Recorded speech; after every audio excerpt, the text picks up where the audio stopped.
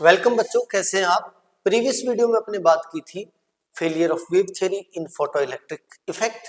आज के वीडियो में अपने इस चैप्टर को कंप्लीट कर देंगे। इसके साथ ही फोटो इलेक्ट्रिक इक्वेशन भी पढ़ने वाले हैं, आइंस्टीन्स फोटो इलेक्ट्रिक इक्वेशन और वेव नेचर ऑफ मैटर पढ़ने वाले हैं। यानी यहाँ पर अपने सारा का सारा इमिशन ऑफ इलेक्ट्रॉन पढ़ चुके हैं, photo electric effect, hertz observation पढ़ चुके हैं, लीनर सॉल्वॉक्स के एक्सपेरिमेंट्स उनकी ऑब्जर्वेशन पढ़ चुके हैं। उसके बाद में आइंस्टाइन ने जो फोटोन थ्योरी दी थी, फोटोन की सारी नेचर के बारे में प्रीवियस वीडियो में पढ़ चुके हैं। आज अपने फोटो इलेक्ट्रिक इक्वेशन के बारे में बात करेंगे। तो इससे पहले अपने सबसे पहले देखते हैं फोटो इलेक्ट्रिक इक्वेशन में अल्बर्ट आइंस्टाइन ने फोटोन थ्योरी से फोटो इलेक्ट्रिक इफेक्ट को कैसे एक्सप्लेन किया, तो ये देखेंगे अपने।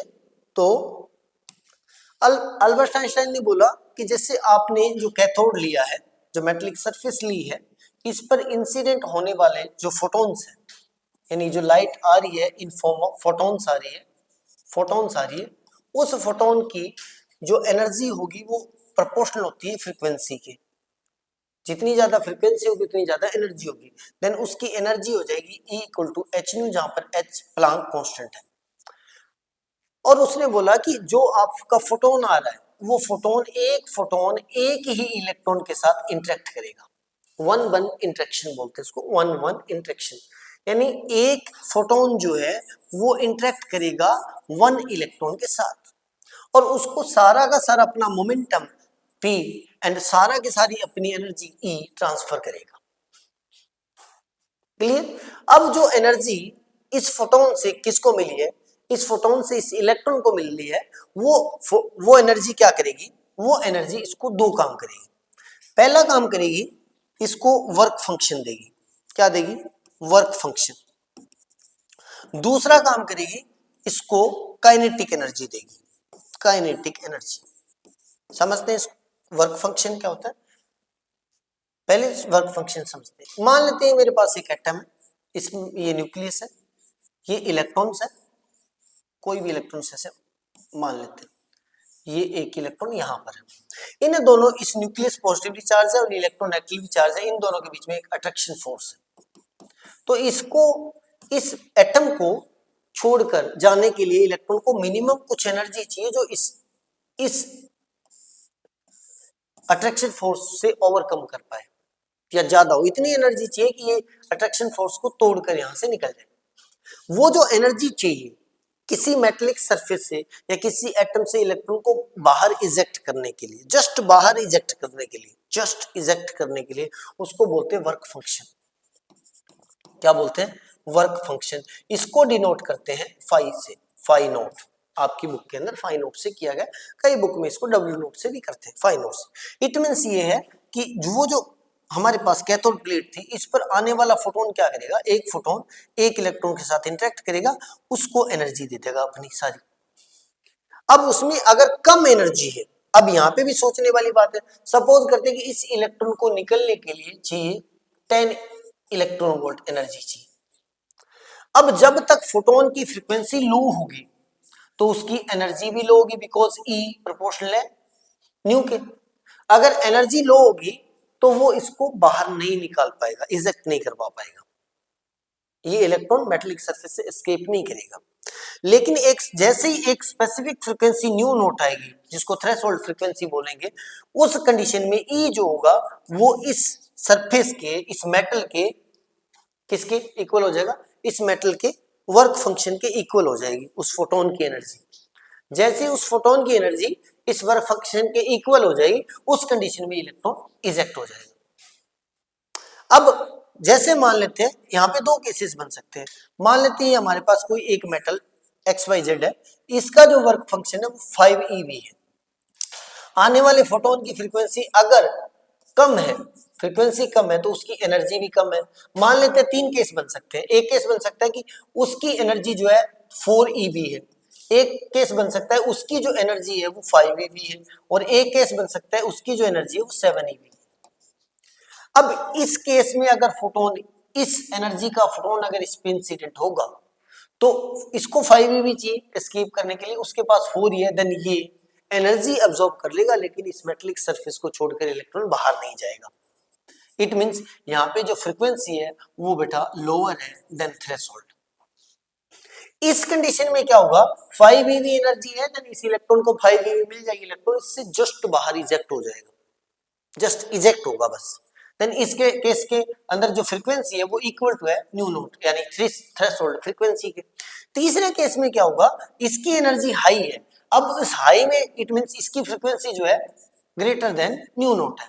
अब इस केस में 5 eV तो इसको इजेक्ट करवाने में लग जाएगी एनर्जी, प्लस में जो बाकी एनर्जी है वो इसको काइनेटिक एनर्जी देगी। किसको बेटा, इलेक्ट्रॉन को काइनेटिक एनर्जी देगी। क्लियर, यहीं से वेव इक्वेशन बनती है, सॉरी फोटो इलेक्ट्रिक इक्वेशन बनती है। फोटो इलेक्ट्रिक इक्वेशन क्या बोलती है कि जो फोटोन की एनर्जी होगी एच न्यू, वो दो काम करेगी। पहला काम तो वर्क फंक्शन करेगी, देगी उस इलेक्ट्रॉन को, दूसरा उसको काइनेटिक एनर्जी देगी, half m v square. Clear, इसी इक्वेशन को अपने फोटो इलेक्ट्रिक इक्वेशन बोलते हैं। अब यहां पर भी एक स्पेसिफिक कंडीशन बना सकते हैं, जैसे मैंने बोला यहां पर अगर न्यू नोट के इक्वल फ्रीक्वेंसी है तो उस केस के अंदर ओनली एंड ओनली जो एच न्यू है वो काम करेगा एज ए वर्क फंक्शन। जो 5 eV है मान लेते हैं, तो इस केस के अंदर no kinetic energy. It means जो हाफ एम वी स्क्वायर वाला मटेरियल है, ये वाला मैटर जीरो हो गया, देन एच न्यू नोट होगा, क्योंकि ये न्यू नोट है, वो इक्वल होगा 5 नोट के। ये मैं यहां पर पुट कर सकता हूं, कहां पर, यहां पर नहीं, यहां पे लिख सकते हैं when nu equal to nu naught, then अपने पास क्या आएगा बेटा, h nu naught equal to 5 naught. इसको अगर मैं यहां पर पुट कर देता हूं, देन मेरे पास एच न्यू इक्वल टू क्या आ जाएगा बेटा, एच न्यू नोट 5 नोट की जगह पुट कर दिया, प्लस में half m v square.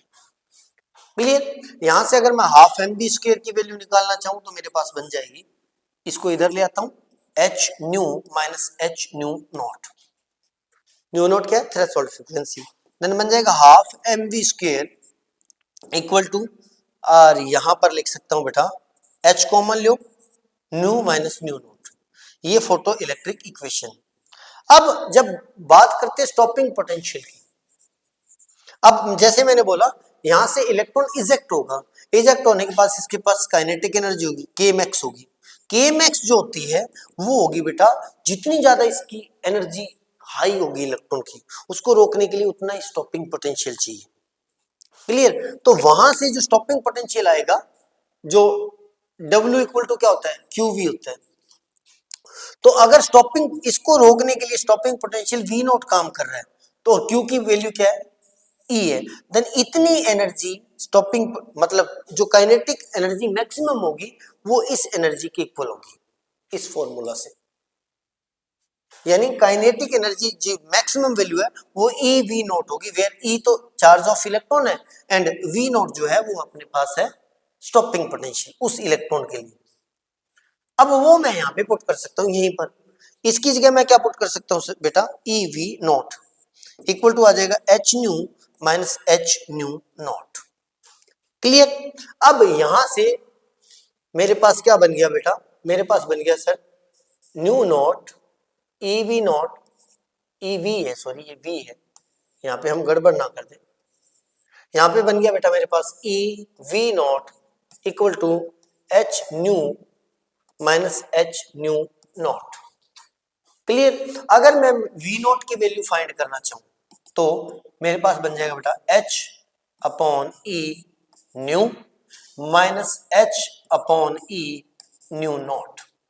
Clear, यहां पर देखो बेटा ये चार्ज ऑफ इलेक्ट्रॉन है, ये फ्रीक्वेंसी है, थ्रेशोल्ड फ्रीक्वेंसी। अब यहाँ पे ध्यान रखने वाली बात, नोट करने वाली बात, वेरी क्या चीज करेगी, थ्रेशोल्ड फ्रीक्वेंसी वेरी नहीं करेगी। क्यों, थ्रेशोल्ड फ्रीक्वेंसी एक स्पेसिफिक क्रिटिकल फ्रीक्वेंसी है, तो वो एक कांस्टेंट वैल्यू है। Number of charge of electron वो भी वेरी नहीं करेगा, तो क्या वेरी करेगा, तो करेगा इंसिडेंट लाइट की फ्रीक्वेंसी। जितनी ज्यादा इंसिडेंट लाइट की फ्रीक्वेंसी होगी उतना ज्यादा क्या होगा, स्टॉपिंग पोटेंशियल। दो चीजें वेरी करेंगी, दो चीजें वेरी करेंगी। इट मींस यहां पर वी नॉट वेरी करेगा और न्यू वेरी करेगा, और ये हमारे पास कांस्टेंट हो जाएगा। अब मैथ में एक इक्वेशन है, स्ट्रेट लाइन की equation, H Y equal to M x plus C, जहां पर y एक वेरिएबल है, x एक वेरिएबल है, m उसका स्लोप होता है, स्ट्रेट लाइन बनेगी और ये इसका क्या बन जाएगा, सी कांस्टेंट। ठीक है, अब यहां पर देखो बेटा, ये वेरिएबल अगर मैं इसके साथ क्या करूं, कंपेयर करूं, ये वेरिएबल मैं इसके साथ कंपेयर करूं, ये इसके साथ कंपेयर कर दूं, देन यहां पर आप ये देख सकते हो कि ये जो ग्राफ होता है वो एक स्ट्रेट लाइन होता है। क्या होता है, स्ट्रेट लाइन ग्राफ होता है। तो आप इसको भी इससे स्ट्रेट लाइन से इससे कंपेयर करके स्ट्रेट लाइन का ग्राफ खींच सकते हो, बना सकते हो। कैसे, बहुत इंपॉर्टेंट चीज है। y equal to M x plus C को अगर मैं कंसीडर कर लेता हूं और मेरे पास जो वैल्यू आई है, मैं कंपेयर इसको कर रहा हूं बेटा, v naught equal to h upon E nu plus h upon E nu naught. अब y equal to M x plus जो c का ग्राफ होता है वो कुछ ऐसा आता है, ऐसा इतना जो होता है ये हमारे पास होता है बेटा इसका स्पेस। इसको हिंदी में तो अंतःखंड बोलते हैं और शायद इसको सेगमेंट, पता नहीं, मैथमेटिक इंग्लिश में बोलते तो है इसको, मैथ वाले थोड़ा सा जानते हैं, इंटरसेक्शन नहीं, ऐसा कुछ वर्ड है, मतलब इतना स्पेस आएगा। ठीक है, इसको बोलते सेगमेंट बोलते हैं, पता नहीं ऐसा कोई वर्ड है, मैं अभी रिकॉल नहीं कर पा रहा हूं उसको। अब इसमें भी ग्राफ खींचेंगे, देन हमारे पास अगर देखो बेटा ये y का ग्राफ है, तो यहां पर ये वाला ग्राफ अगर मैं y से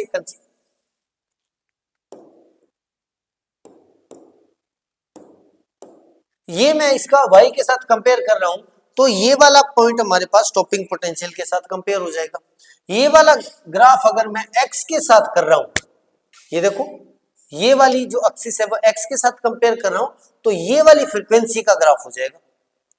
ये वाली जो वैल्यू आएगी, ये वाली वो आएगी इस कांस्टेंट के इक्वल c के। तो इस केस के अंदर ये वाली जो वैल्यू आएगी, ये वाली, ये स्ट्रेट लाइन बन गई, ये वाली जो वैल्यू आएगी सेगमेंट ही बोलते हैं शायद, वो आ जाएगी इस कांस्टेंट के equal h upon E nu not के। क्लियर। और अगर आपको पूछ लिया जाए इसकी स्लोप, इसकी स्लोप जो होती है, इसकी स्लोप होगी बेटा m, ये वाली इसकी स्लोप है। तो ऐसे ही यहां पे क्वेश्चन बन सकता है कि अगर अपने स्टॉपिंग पोटेंशियल एंड फ्रीक्वेंसी के अंदर ग्राफ प्लॉट करें तो वो कैसा आएगा, तो वो एक स्ट्रेट लाइन आएगा, but not start from origin, origin से स्टार्ट नहीं हुआ, एक इंटरसेक्शन के बाद में, सॉरी इंटरसेक्शन नहीं, एक सेगमेंट के बाद में आएगा, इतना सेगमेंट होगा। अब ये क्वेश्चन बन सकता है उस सेगमेंट की वैल्यू क्या होगी, देन ये बनेगी उस सेगमेंट की value h upon E nu not.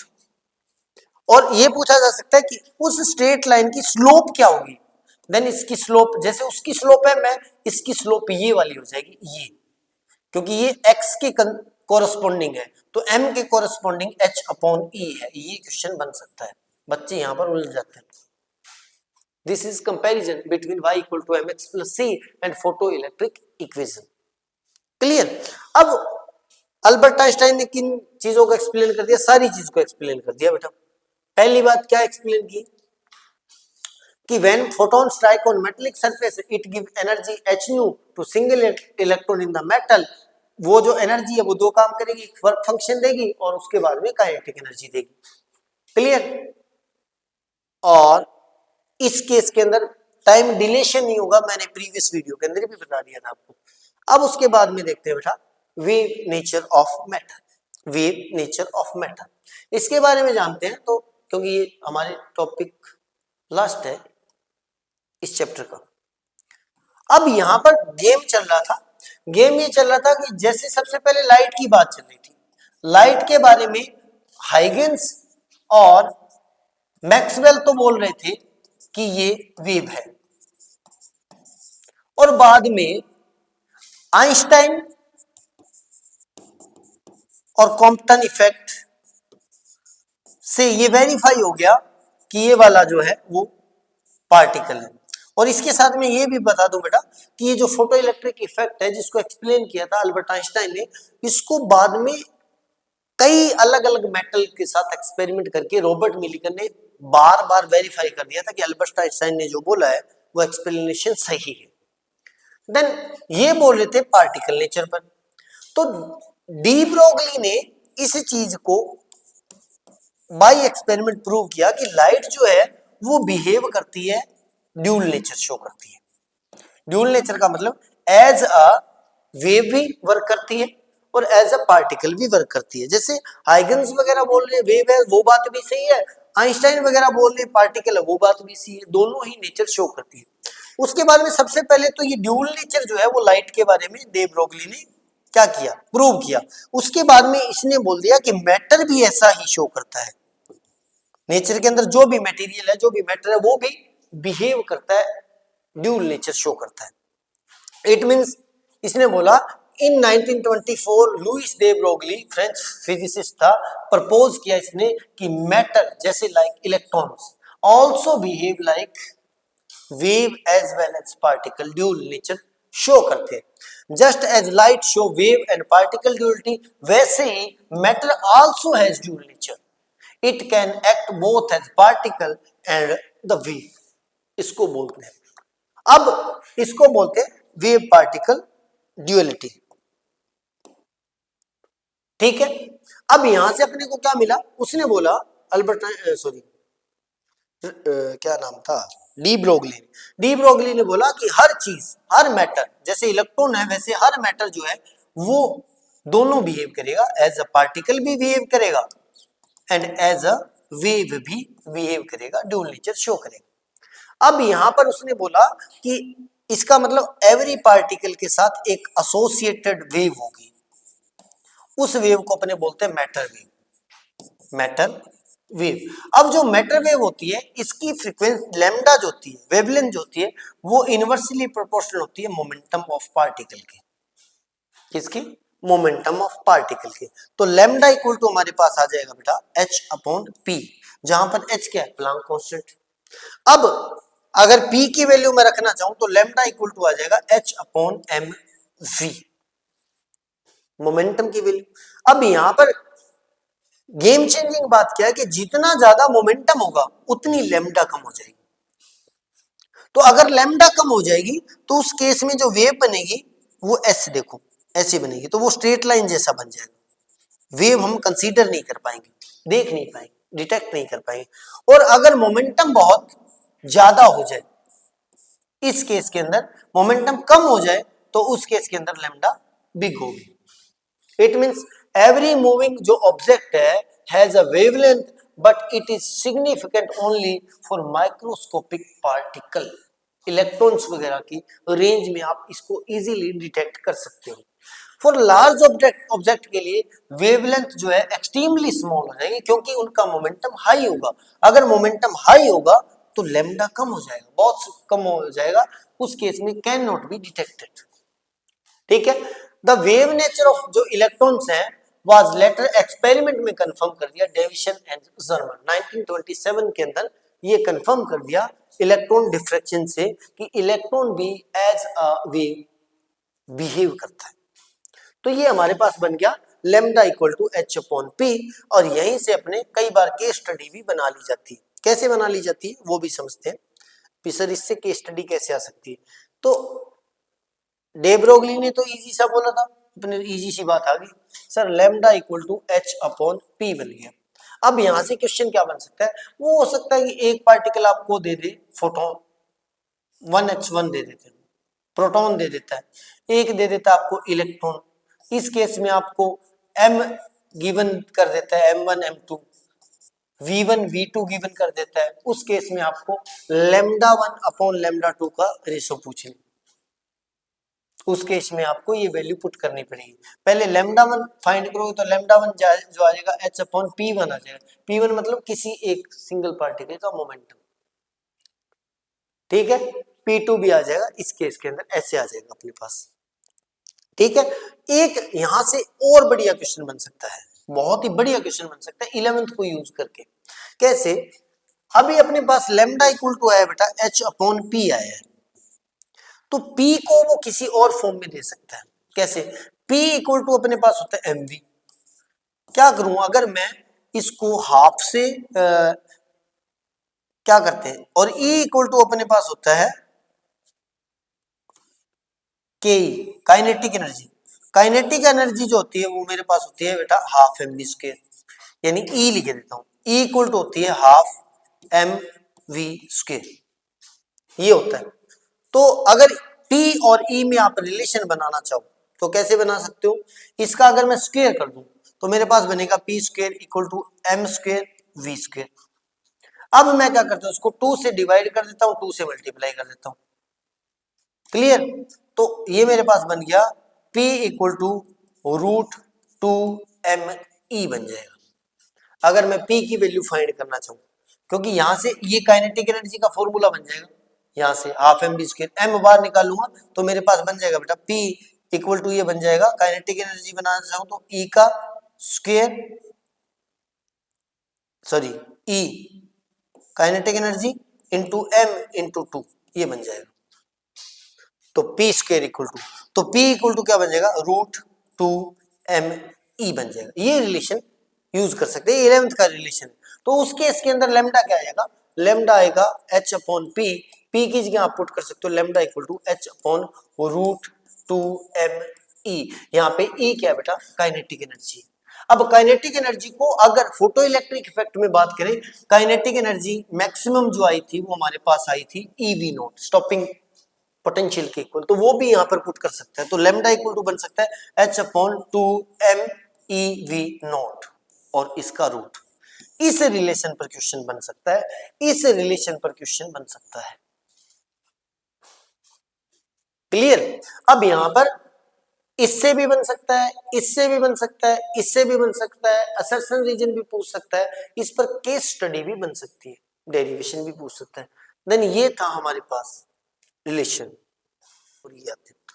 तो ये था आज का वीडियो जिसमें आपने बात की थी photo electric equation, Albert Einstein ने उसको कैसे एक्सप्लेन किया फोटो इलेक्ट्रिक इफेक्ट को, wave particle duality of matter के बारे में, देव ब्रोगली ने जो चीज फाइंड की थी उसके बारे में, और इसके साथ ही आपका ये वीडियो और ये चैप्टर दोनों खत्म होते हैं, कंप्लीट होते हैं। मिलते हैं नए वीडियो में। चैनल पर पहली बार आए तो चैनल को सब्सक्राइब करें, बेल आइकन के साथ ऑल सेलेक्ट करना ना भूलें, और कमेंट सेक्शन के जरिए हमें जरूर बताया करें कि वीडियो आपको कैसा लगा। एंड कीप स्टडिंग, क्योंकि टाइम बहुत कम है।